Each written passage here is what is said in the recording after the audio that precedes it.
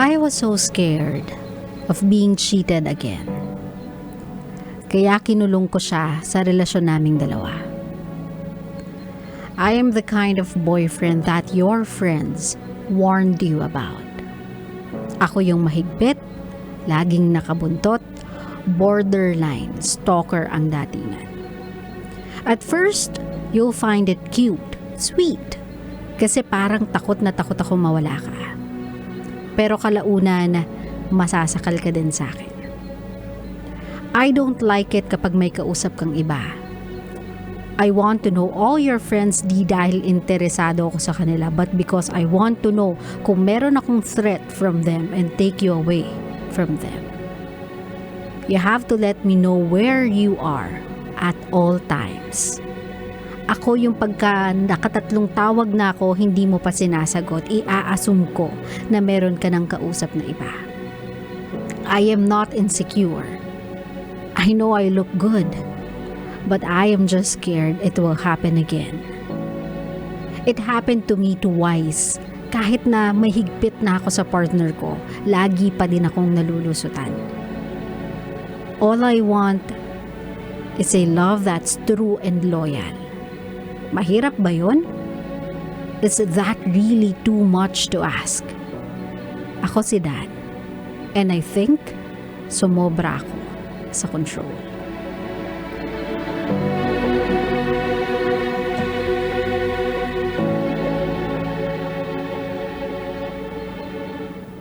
My love, this is one of the case of a perfect example of yung kumakalat ngayon na parang saying na POV, point of view ng isang villain, point of view ng isang tao na lagi na lang pinapalabas na masama, kalaban, siya yung antagonist sa storya. Sabi niya, 'di ba? You can go ahead and tell the other people how bad I am in your story. But please do not forget the chapter in which you made me. In Tagalog, pwede mong sabihin sa kanila kung gaano ako kasama sa sarili mong storya. Pero huwag mong kakalimutan yung chapter kung kailan mo ko create, kung kailan mo ko ginawa. Kasi my love, in any villain story naman, even in Marvel, even in Disney, yung villain story, merong hugot yan eh. Merong dahilan as to why they are the way they are. 'Di ba kadalasan nga sa mga villain story ngayon, 'di ba? Kasi parang recently binibigyan na ng focus ng light yung mga villains in each remake of a popular story. Tapos pinapakita doon how they were created. Kung ano yung naging dahilan as to why they became a villain. 'Di ba? Parang pinapakita doon kung saan naghugot or saan humugot ng galing yung dark side nila. So in this case, I am not saying na tama si Dan for being overbearing, for being controlling, for being like that to his partner to the point na parang preso yung partner niya within the relationship. It's just that I do understand that in his case, he was always proven right by the people he has been with. 'Di ba? Hindi mo na masasabi sa kanya, nasan mo ba hinuhugot yan? Ini-imagine mo lang yan. No, it happened to him twice. I'm not saying it's an excuse. All I'm saying is maybe, just maybe, malaking factor yan as to why he is how he is. But then, listen to me. Even though I do understand you, even though I do get where you're coming from, uulitin ko, what you are doing is not really something that I would prefer kung ako yung taong makakarelasyon mo. I know that you are scared. I know you have this fear that history can repeat itself at masasaktan ka uli at lolokoin ka uli at ipagpapalit ka uli. My love, if you don't want girls, women, to generalize men as cheaters, then wag nyo rin i-generalize yung women kung meron sa inyong isang nanloko. Another side then could be, again, I'm not saying this as an excuse, but maybe the person that you were with ay all fed up na sa pagiging kamay na bakal mo, sa sakal, sa higpit ng pagkakahawak mo sa kanya.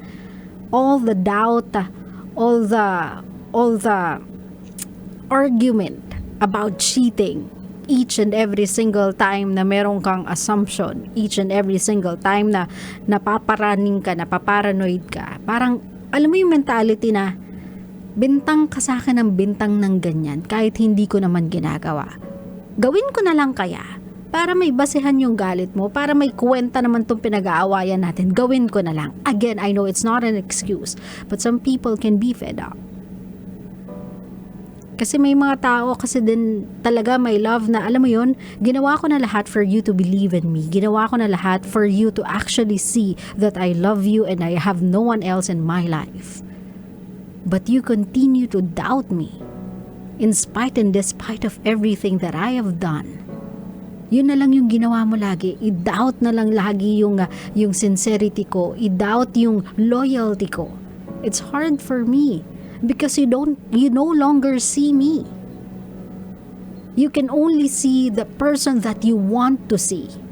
Kasi gusto mo each and everything that I do ay in line sa vision mo of a girlfriend, vision mo of how a relationship should be. Everything should be within your rules.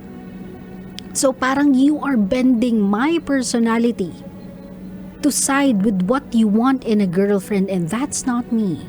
So if you can no longer see me and give me importance as who I am, not of who you want me to be, then I guess it's time that other people do see me for who I am.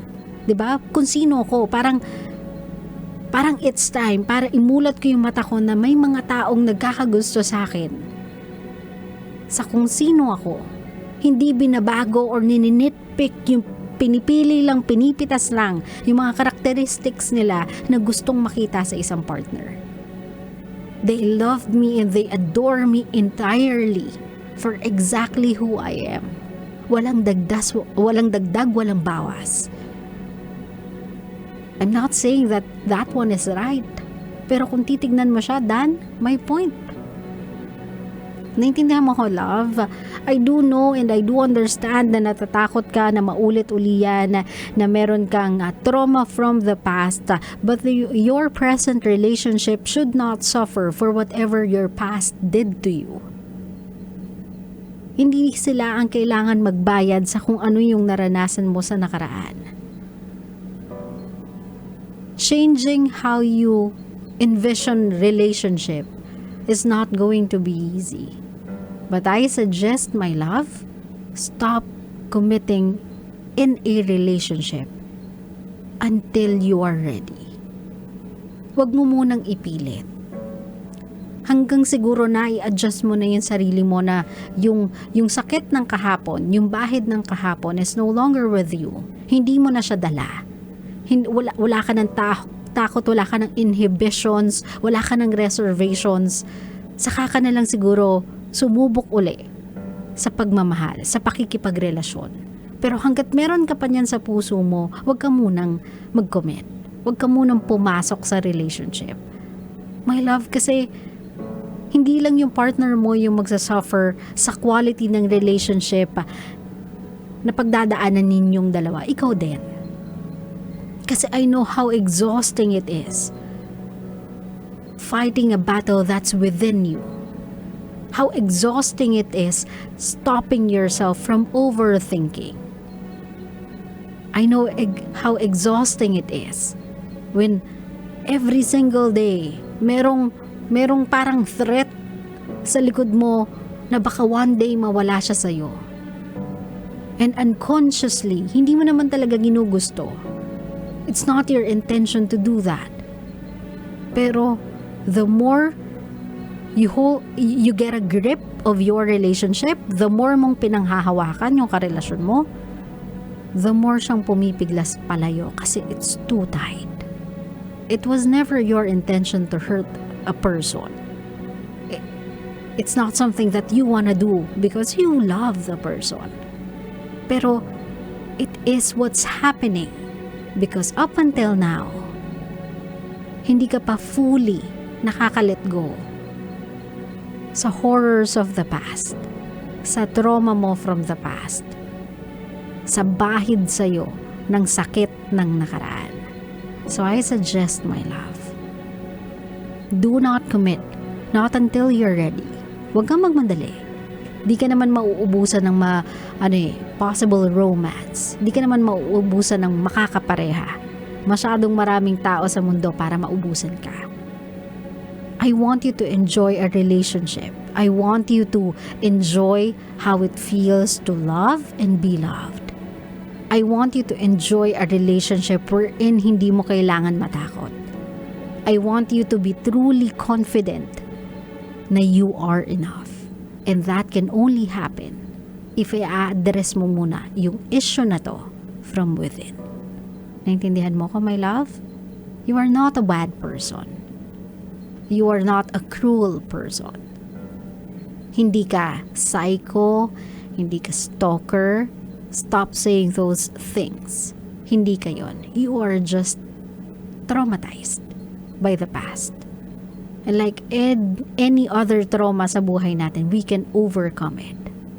But the first step would be acknowledge that you are traumatized so you can address the problem. Claro? Claro.